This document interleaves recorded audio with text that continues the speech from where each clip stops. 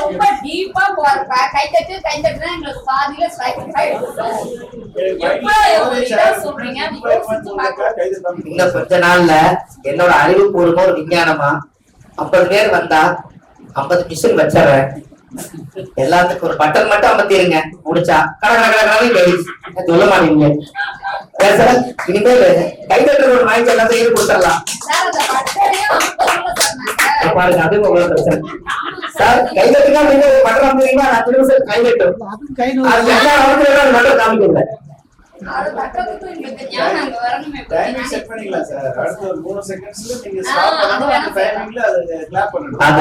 Sir 4ஆம் இடம் வந்து தாய்ஸ்தான். அந்த இடத்துல சந்திரனை போட்டுங்க. அந்த இடத்துல இருந்து 10ஆம் பாவம் எண்ணுனீங்கன்னா அது என்ன லக்னமா வரும்? அவங்களோட ஜென்ம லக்னம் வருதா சார்? எல்லாத்துக்குமே அங்கிருந்தா சார் உருவாச்சு. முந்தா நாள்தான் அம்மா இருக்கும்போது சொன்னேன், தாய்க்கு தலைமகன் தகப்பனுக்கு இளைய மகனா என்ன பொருள்னு சொன்னேன். தாய்க்கு தலைமகன்னா 4ஆம் இடம் தான் தாயி. தாய்க்கு கர்மஸ்தானம் எத்தனாம் பாவம்? அது எந்த வீடு சார்? வேகமா சொல்லுங்க சார். 4ஆம் இடம் மேசத்துக்கு 4ஆம் பாவம். அதுக்கு 10 மேசத்துல எந்த கிழமை உச்சம்? அப்ப தாய்க்கு தலைமக சூரியன் உச்சமா இருக்கா சார்? கரெக்டா? அப்ப தாய்க்கு தலைமக கரெக்டா? தலைமுறைக்கு இளைய மகன் கொண்டு வாங்க. காலச்சக்கரத்துக்கு 9ஆம் இடம் எத்தனை? அதுக்கு 10ஆம் பாவம். அது கண்ணி இலசா. அதனால தாய்க்கு தலைமுறை தலைமுறைக்கு இளைய மகன். கரெக்டா சார்? சார் அந்த காலத்துல கொண்டு வைக்கிறது கூட மாத்தி வைக்க கூடாதுங்கிறாங்க. சரியா? எல்லாமே கடவுள் கொடுத்த வரப்பிரசாதம் தான், எங்கேயும் தப்ப முடியாது. நீங்க 6ஆம் இடம் என்பது 6ஆம் இடம் காலச்சக்கரத்துக்கு 6ஆம் பாவம். அது கண்ணி. அது கடவுள் குறிக்குதுங்களா சார்? அது கடவுள் குறிக்குதாங்க. அது நோய் கடவுள் குறிக்குது. 8ஆம் பாவம் மரணம். அப்ப 6ஆம் பாவத்துக்கு 8ஆம் பாவத்துக்கு நேர்மையா இருந்தா கரெக்டா வாழ்ந்தா நீங்க நீதியா வாழ்ந்துருக்காங்க. துலாட்டு கொண்டு போய் சென்டர் வச்சிருக்காங்க. பேராசை வச்சிருக்கீங்க. இப்படி இருக்கிறாங்க அவங்க. நீங்க இந்த 6ஆம் பாவம் வந்து கன்னி வீடு பாத்தீங்கன்னா நெக்கதுன்னு சொல்லுவாங்க. நெல் ஒரு பெண்ணு வந்து பிடிச்சிருக்கிற மாதிரி இருக்கும். நம்ம பெண்கள் எல்லாம் அடங்க மாட்டாம இருக்கிறாங்க இல்லைங்களா? நான் இப்படித்தான் நடப்பேன், நான் யாருக்கும் தரங்குமையவே மாட்டேன் அப்படி இப்படின்னு எல்லாம் இந்த பெண்கள் எல்லாம் ரொம்ப சட்டமா சொன்னாங்கன்னா அவங்க ஒரு 10 முறை வயக்காட்டு கூட்டிட்டு போவாங்க. கதை நிமிர்ந்து அது தலை குமிச்சு நிற்கும். அதை பார்த்துதான் நம்ம தலை குமிச்சிடும். எப்படி நீங்க தலை குமிச்சது அவங்களுக்கு தான் தெரியும்.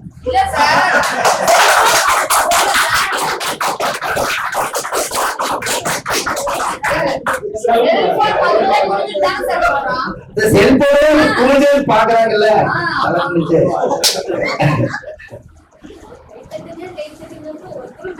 இதுக்கு ஒரு 10 செகண்ட் எச்சா வருதுங்க சார். செல்போன் பேசுறதுக்கு தான் வந்துச்சு, கரெக்டுங்களா? செல்போன் வந்ததுக்கு அப்புறம் யாருமே யாரோட பேசுறது இல்ல, அவங்க பேசிக்கிறாங்க.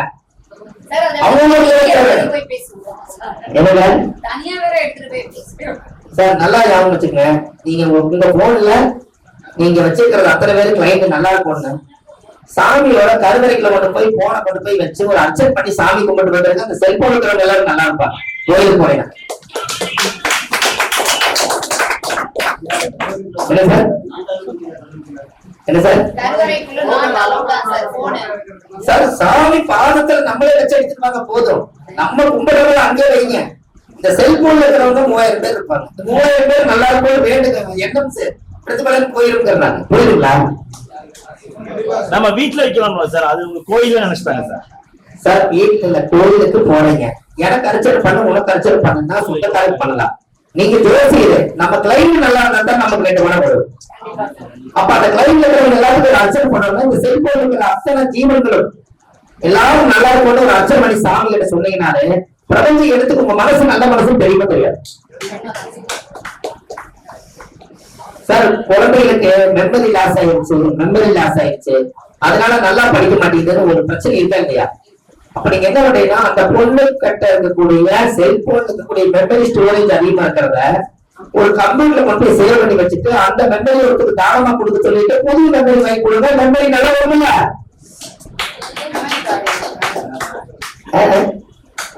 சரி யோசிக்கிறீங்க, புரியல. இவங்களை கொஞ்சம் கடத்தி விட முடியாது. இங்க வந்து பூராட நட்சத்திரம் இருக்குது அந்த பக்கம். ஏன்னா பூராட நட்சத்திரம் அப்படித்தான் இருக்கு. பூராட நட்சத்திரம் சாராயம் சதயம் சதயம் வந்து சதய நட்சத்திரக்கார வீட்டுல காசு வரணும்னா என்னைக்கு அவங்க வீட்டுல சாராய பாட்டில போட்டு போறாங்களோ அனைத்து காசு உண்டு. சதயத்துக்கு மட்டும் சாராய பாட்டில் வச்சிருப்பாங்க ஐயா. அந்த எல்லா வீட்டுக்கும் இந்த ரூபாய் குடிக்கிறாரு போவாங்க. கரெக்டா சதய வீட்டு வந்து பாப்பாரு அங்கேயே பார்த்துப்பாரு. சதய வீட்டுல காலையில பாட்டு கேள்வி காணதில்ல சதையா சார். சதய நட்சத்திரக்கார வீட்டுல அப்படியே போகும்போது பாப்பாரு, தம்பி மாப்பிளா இது நேரம் நல்லா இருக்கு இங்கே உட்காந்துருப்பாங்க. உட்கார்ந்து குடிச்சிட்டு பாட்டு எடுத்து போய் ஓரமா போட்டாரு வீட்டுக்கு போவாரு, அங்கேயே போட்டுருவாரு. அதுல அவர் காசு பெற ஆரம்பிச்சு சதய நட்சத்திரக்கார வீட்டுல பாட்டு போட்டாங்க சார். ராகு வந்து போகணும், புரியுதுங்களா? அதுக்கு மேல போகம். இன்னொரு விஷயம், அந்த கும்பராசிக்கார வீட்டுல குபேரன் பிறந்தது. குபேரன் ராகு பெரும்பணம், புரியுதுங்களா? அதனால அந்த வீட்டுல போகத்துக்கு அதிபதியான பாடல் போட்டான்னு தெரிஞ்சாலே சுக்கரனா சுகபோகம் அவங்களுக்கு காசு இருக்குது. அவர் அங்கே குடிக்கிறாரு. சும்மா நீங்க இதை கேட்டுட்டு போய் அங்க இருக்கிற பாவத்தை போட்டு ஊட்ட போடாதீங்க. அது இயற்கையா நடக்கணும். இயற்கையா நடக்கணும். ஆமா, அப்படி இல்லைன்னா சதய நட்சத்திரக்காரர்களுக்கு சின்னதா ஒரு பரிகாரம், ஒரு சின்னதா ஒரு மது வாங்கி ஒரு ஓட்டை போட்டு வீட்டு மேல எங்கேயாவது ஒரு அல்மாரி செல்ஃப் மேல லைட்டா அந்த ஸ்பிரிட் மட்டும் மேல வர மாதிரி வந்தா காசு வந்துகிட்டே.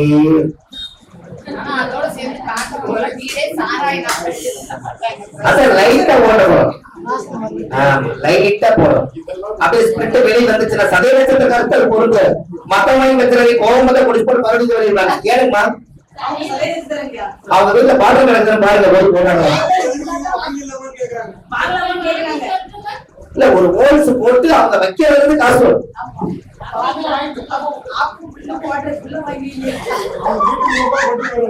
பழத்தை கொண்டு வர போறாங்க.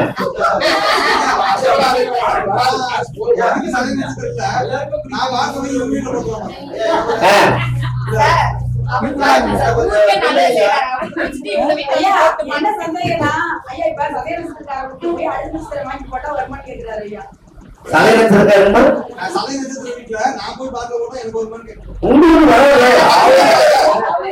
சார், அவருக்கு தானே வரும்.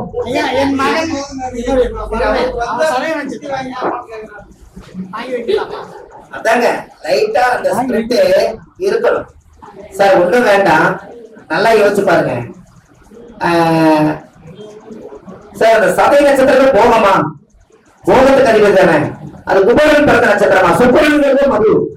அது ஏன் அது இயக்கிக்கிறாங்கன்னா அந்த காலத்துல சபையா நல்லாவே இந்த கருப்பராய பெரிய பெரிய ஆளுகள் இருக்காங்க, அவங்களுக்கு எல்லாம் வாங்கி வச்சு அனுப்புறாங்க இல்லையா வீட்டுல.